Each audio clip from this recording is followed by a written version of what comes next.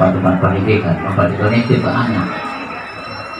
Mungkin kita sibuk ibu ayahnya, tapi tidak ada tempat nitip. Alhamdulillah.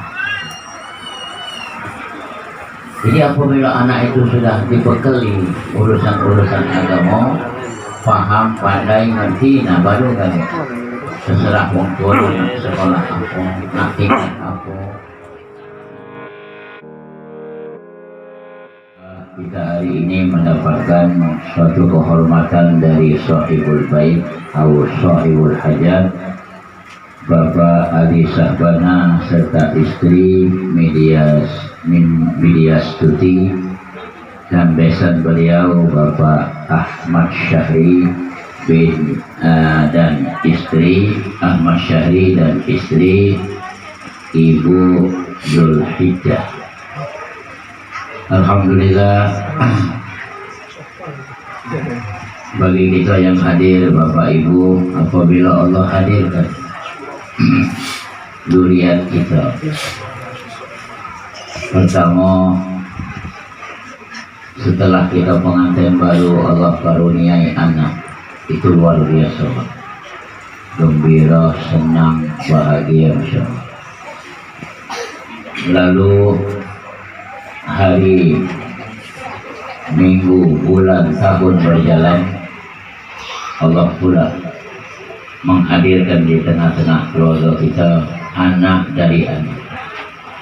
Ini lebih bahagia lagi.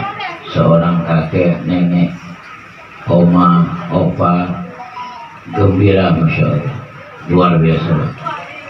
Kasih dengan anak itu ada batas, tapi setelah muncul cucu, Masya Allah, tinggal kasih anak.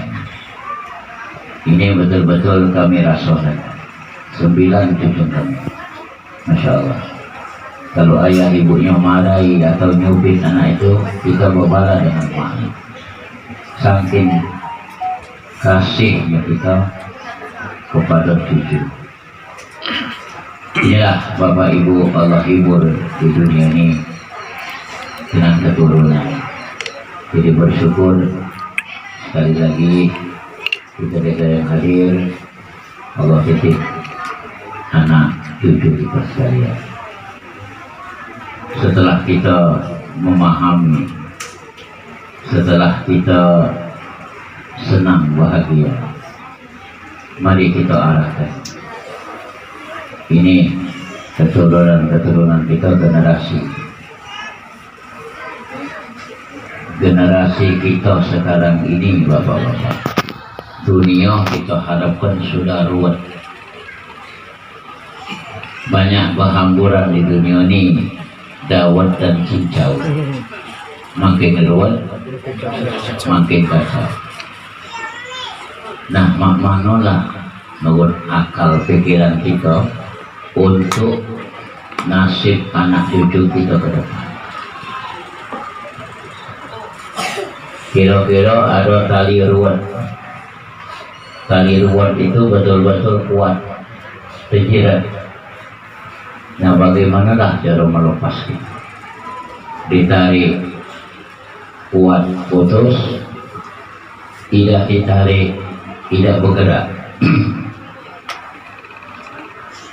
Jadi ujung-ujungnya kepegelan meluruskan tali itu, sisip-sisip kita buat.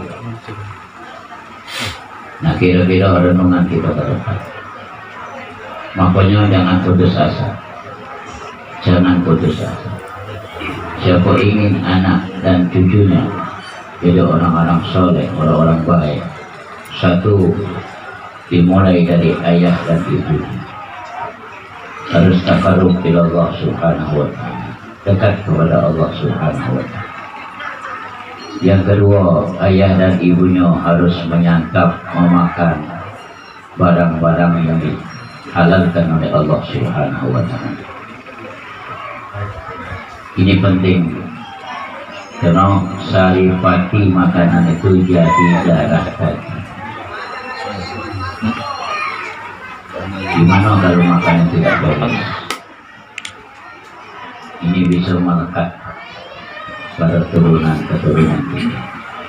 Tapi kalau makan ibadah kepada Allah, makanannya halal, insya Allah tumbuh darah daging ke anak ke cucunya. Itu yang kita harapkan. Jadi doa tidak salah, doa jangan disalah. Tidak cukup doa kalau tanpa usaha. Alhamdulillah ya, seruat apapun sekarang ini, khusus di kota kita ini masih banyak tempat-tempat pendidikan, terutama TK, TPA, sudah itu rumah Quran, ya, rumah tahfidz, masya Allah. Nah tinggal bapak dan ibu mengantarkan anak cucu itu ke situ. Apalagi kita mungkin tidak bisa ngaji atau bisa juga tidak lancar, jangan sampai anak cucu seperti kita. Contoh kita bertanaman, bagaimana cara kita bertanaman? Contohnya cabai. Cabai ini paling gampang, paling cepat tumbuh dibanding yang lain. Begitu kita nanam, lalu tiap pagi kita siram, lalu dia tumbuh. Setelah daun keluar kembang, setelah kembang muncul cabai. Masya Allah. Walaupun kecil cabai itu baru muncul, senangnya bukan main, karena usaha.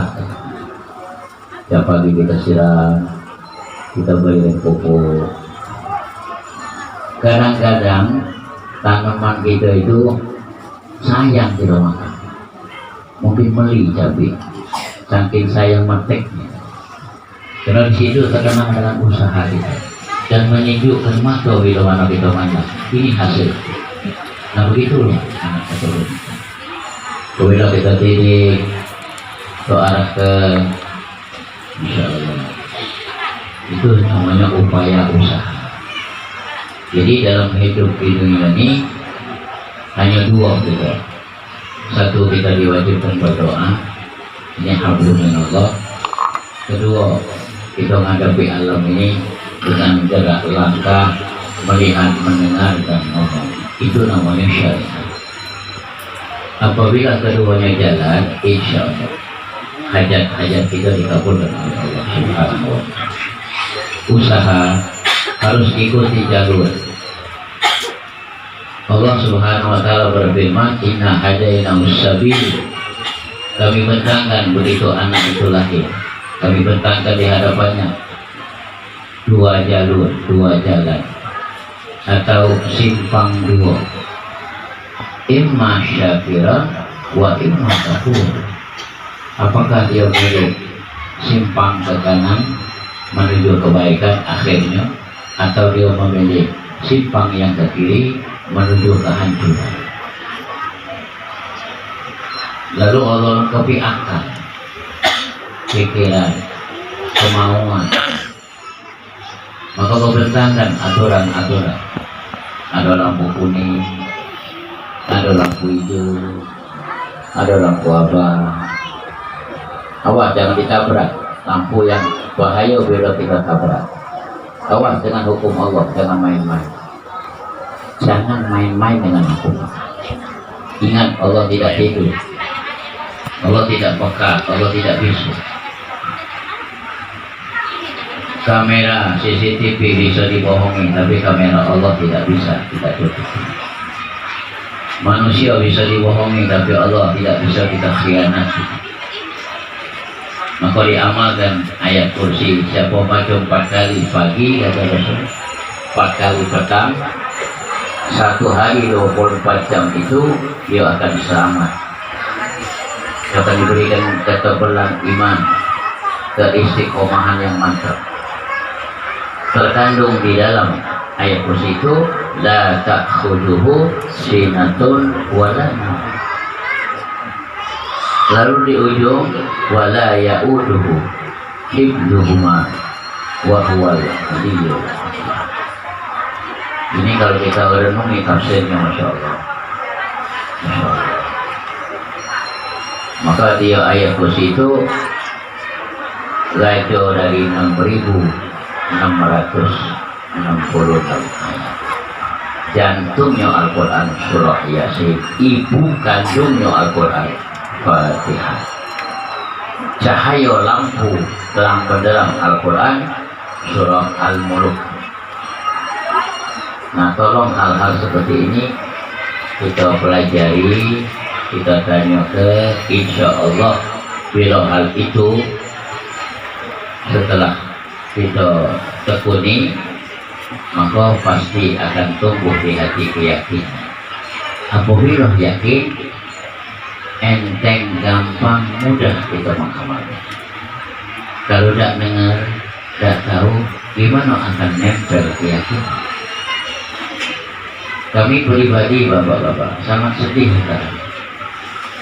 Majelis-majelis sepi, apalagi di komplek, maaf. Aduh, penghuninya ada. Kalau kata penghuni tidak jadi masalah, tidak dibahas. Ini penghuninya ada. Sedih. Nah, jadi untuk pertumbuhan anak sesuai dengan tadi doa dan usaha, maka kita wong tua dulu berusaha. Serius Bapak Ibu, dekat musola kita tinggal, dekat masjid kita tinggal, dekat pengajian kita tinggal. Tolong Pak, jemur sendiri kita bersih. Jangan istilah repot tak habis-habis sampai mati, repot tidak mati. Sibuk, repot adik-beradik lagi, tak habis-habis. Kadang-kadang ayahku masih repotnya, ya nunggu pensiun, maaf aja. Jangan panas Pak ini. Pak sudah pensiun, dah pulau kaki gerak. Maaf Bapak, kan sudah pensiun itu mulai kamu. Tekan tahu tak lagi, tergebu-gebu jam 6:30 tak lagi tinggal ke rumah. Kalau dulu gelap-gelap hujan-hujan ke rumah, betul apa tidak Pak? Kan sudah tak lama. Nah, di saat itu ada modal tak semenjak dari muda? Maaf, apa? Gimana nasib kita tua kalau tidak ada modal? Gendong kan ini Pak? Gendong ke mana? Duit jangan diharapkan, jabatan apa lagi? Ini serius salah sampai. Kadang-kadang meleler dari mata. Dengan ruang ngaji, dengan ruang baca doa. Bagi yang tak latih modal dari mudah, ini tak bisa dibohongi Pak. Ini keseriusan jiwa ini Pak, nurani betul keluar. Makanya bersyukurlah sekarang kata memang ada tempat-tempat pendidikan, tempat donasi ke anak. Mungkin kita sibuk ibu ayahnya, tapi tidak ada tempat nitip. Alhamdulillah. Jadi apabila anak itu sudah dibekali urusan-urusan agama, paham, pandai, ngerti, nah baru kan terserah wong tua nak sekolah apa, nak tingkat apa, nah titel apa, terserah. Yang penting dia sudah punya fondasi. Ini harapan masa tua dan contoh Bapak yang terakhir dari urau ini. Semoga kita hadir ini ada hasil kita renung. Dengan izin Allah Subhanahu wa Ta'ala, aku sering Pak membimbing haji dan umrah.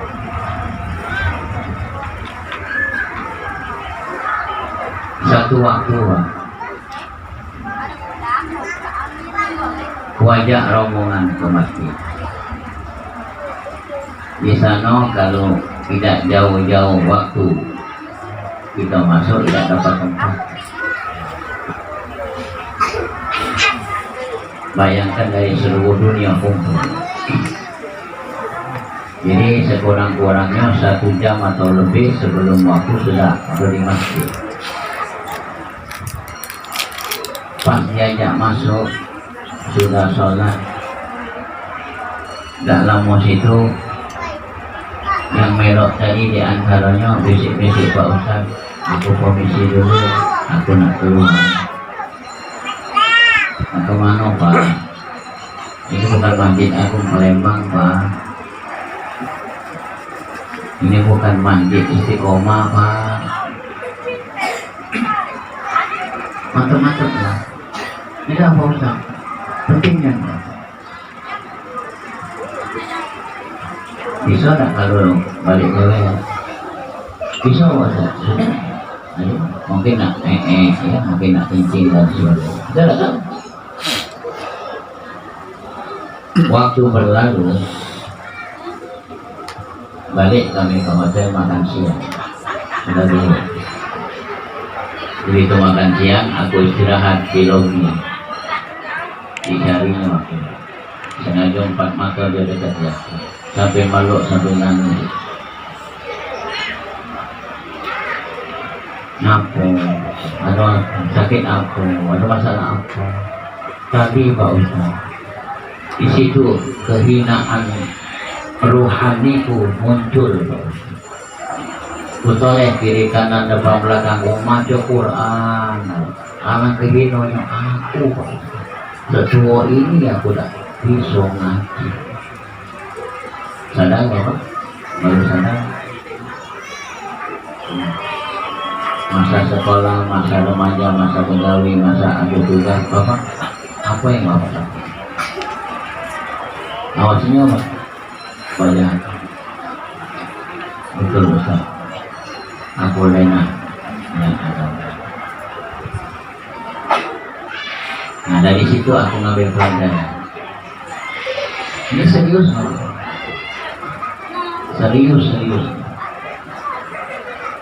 Begitu satu waktu masih di situ, wajaklah dia tawaf malam, kita berdoa kita lepas di depan Baitullah, wajaklah kita masuk di kaum memang bersama masyarakat, kita aku bapak dusun masuk dusun, bapak komering masuk komering, terserah bapak. Aku tunggu di belakang.